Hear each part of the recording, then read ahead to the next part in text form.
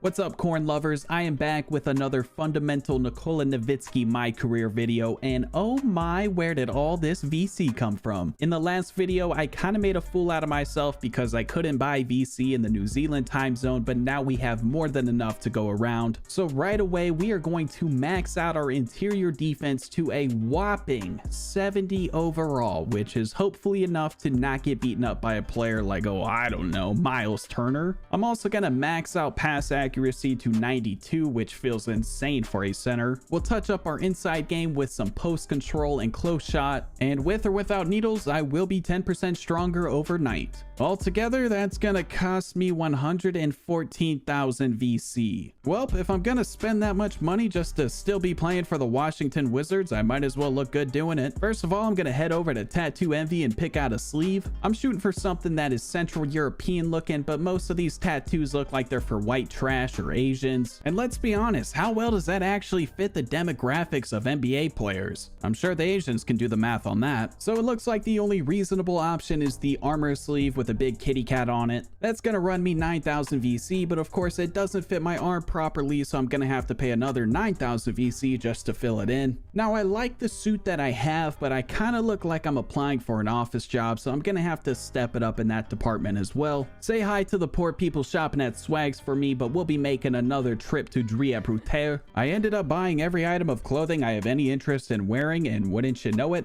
I have now spent more money on suits in this game than I originally paid for the game itself. But hey, someone has to be the best dressed in this locker room, and I guess it's gonna have to be me. Hey Teresa, you see this suit? Jordan Poole, I swear to God, if you get any of your crusty little facial pubes on this coat, I will tear your ACL with my bare hands and ship you off to the G League. Alright, I guess this is a 2K video, so I might as well show you some footage of me 2K'ing. Nothing too crazy happened in most of the games following my debut. If you watched the first video, you probably know I have a long way to go before I actually play like a mix of Jokic and Dirk, so I was using these games as practice. I did make the greatest highlight play of my career so far after I took a charge on Ja Morant for the good of the team. My post fadeaway was starting to come together. I added another key part to my game with my unblockable floater, and I even started to hit some spot up threes. The low point of these early games has to be when I steered off who I was as a player and a person, when I threw an alley-oop to myself off the glass, when that clearly should have been another safe floater. But more importantly, what I was using these games for was to scout the talent on my team, or lack thereof, so I can figure out who deserves minutes around here. I'm a big fan of the NBA, but if I'm being honest, I don't know much about the Washington Wizards. So really, I'm getting my closest look to ever seeing these guys in action. First of all, we have Deni Avdija, who the game recommends I have starting at the power forward, and I'm still trying to figure out why. He really has the hand skills of Michael J. Fox, and when you're lucky enough that he does actually catch the ball for a shot, it doesn't get any better from there. For some reason, the 2K commentary has the nerve to compare this guy to Luka Doncic, but other than them being white and from the other side of the planet, it's like comparing apples to 2014 Toyota LP propane solid pneumatic sit-down forklifts.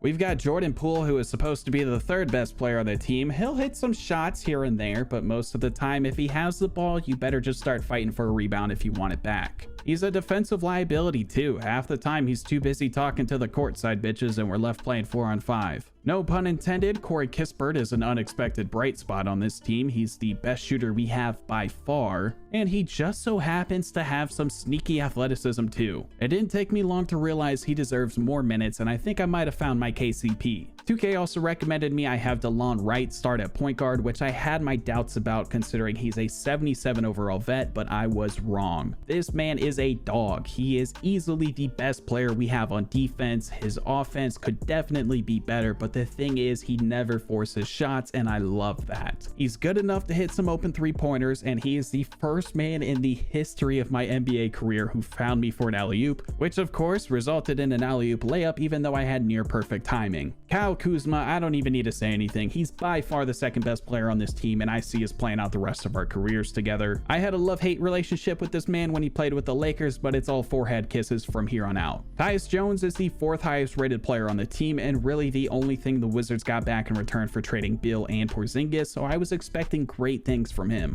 He's a great playmaker, but the man just constantly gets bent over on defense, so for his rectum's sake, his minutes are in jeopardy. But that's the team I'm stuck with this year. We don't have much to trade other than picks, and even if we did, clearly our front office doesn't have the mental capacity to improve this team. Our first tough game came against the Hawks. We were down about 20 points for most of the second half, and a good portion of the cause of that is due to me getting bullied by Clint Capella. In the second half, I started to take advantage of any mismatch I could find, like this fur ball I found guarding me in the paint. We're still down in the fourth quarter and they are starting to send double teams, but I am a playmaker. I probably should have hit the left wing, but I trust Corey Kispert with my life and we are finally tied up. We're down again. The shot clock is running out. I missed the open man, but Trae Young is an honorary wizard today. He runs away from the ball and Shamet hits the three. I got a mismatch. We are down one. It's time for me to do some work. Nope.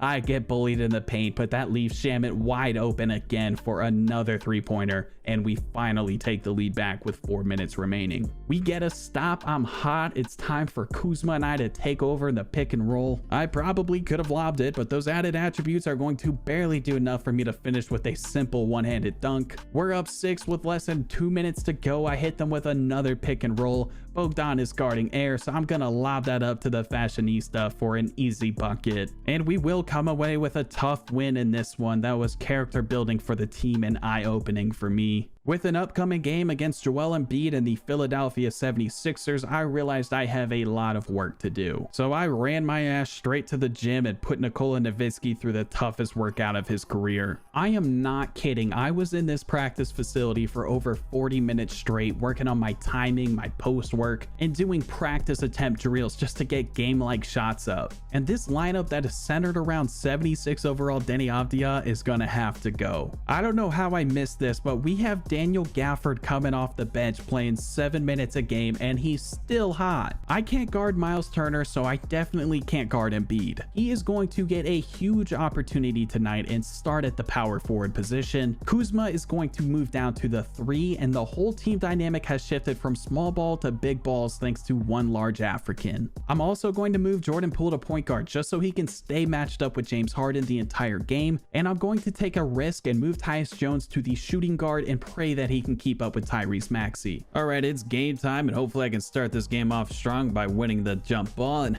yeah, right. Not gonna lie, I'm a little scared to go at Embiid right away, so we're gonna work in some passing game and find Kuzma for an open mid-ranger. Nothing here is working on the drive, so I'm gonna kick this out to the corner and set the screen, but Gafford was already one step ahead of me. I love it. Yeah, let me get that ball real quick and get that man paid. Fast break here. I'm looking like Usain Bolt flying up the court. Joel thinks I want him one-on-one. Psych, I'm giving that to Kuzma for another assist. James Harden wants the ISO, but I've got Jordan Poole starting for a reason to slow that man down, and he proceeds to get cooked. As long as I have Gafford out here, I might as well use him in the pick and roll, but Embiid accidentally stole the ball. He's gonna go the other way and get 2 free throws. All right, let's try that again. Nothing's really open, but I'm gonna give it to him anyway. Oh my gosh, look at the hustle. 1 rebound, 2 rebound, get fouled. Okay, I'm liking Gafford. I still haven't scored, but we're gonna be looking for Kyle Kuzma in this pick and roll in the pop. I'm a little late, so I'm gonna go back and set him a screen. They want me to roll to the basket, but I don't have the melatonin for that action. We're gonna pop for the 3, and I'm Katniss Everdeen. Joel's had enough of my antics by now. He wants to go at me, but we're gonna sit that little man down.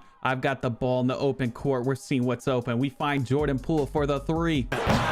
Apparently, I'm the best shooter in this starting lineup, so I'm going to have to take control of this once again. Gafford's going to come over here and set me a moving screen. I love that, and we are going to knock down another one. If Gafford keeps setting screens for me like this, I'm going to have him signing a max contract on his next deal. Kuzma's got the ball. I'm hot. I need a heat check. I'm trailing, but we're going to give it to Tyus Jones in the paint, but oh my, he hits it. This man wants to keep his minutes. The 76ers are down 1 before the end of the first quarter. Embiid wants to ISO on me, but Corey Kispert comes down for the white boy double team and we sit him down again. I'm a little offended. Corey doesn't trust me enough to throw this fast break pass to me, but he finds me on the 3. Mo Bamba doesn't fall for the shot fake, but just like a good old Catholic woman, the back door is wide open and DeLon Wright scores 2. Gallinari is another underrated player on this team. He shoulder checks Mo Bamba and I get my first points in the paint. I'm just trying to mind my business and play some defense, but they're gonna throw it right over my head and there's nothing I can do about that. Mo Bamba might be 10 times more athletic than I am, but I've got the fundamentals on my side. We're gonna find Gallinari for a mid-ranger. 5 minutes left in the half. I am hot, so they are sick and Patrick Beverly on me, but I get the backside position, ask for a high pass, and that's an easy bucket. He still wants a piece of this, so we're just gonna bury him in the paint and hit him with a nice little post hook.